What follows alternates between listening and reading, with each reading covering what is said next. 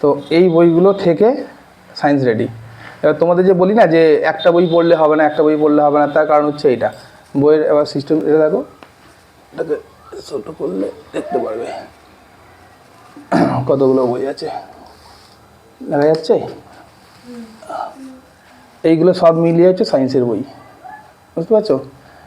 একটা, দুটো, তিনটে, চারটে, পাঁচটা, ছটা, সাতটা।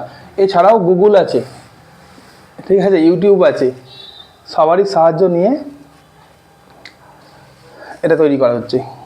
তো কেউ যদি অনেকে ভাবে না যে আমি একটা যে কোনো বই পড়বো আর সরকারি চাকরি পেয়ে যাব, তাহলে সেই বইটাই মার্কেটে সব বিক্রি হবে, তাই না? সবই আমাদের।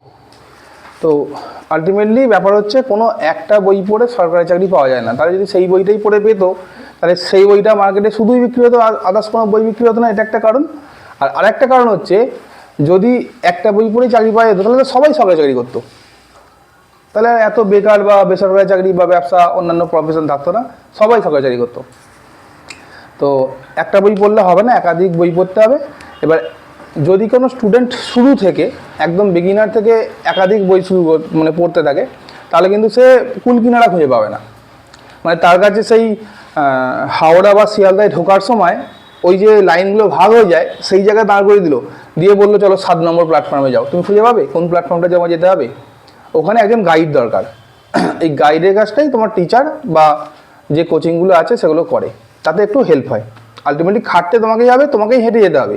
সে শুধু বলে দেবে যে এই লাইনটায় হাঁটলে তুমি এখানে পৌঁছাতে পারবে, এর থেকে বেশি কিছু না।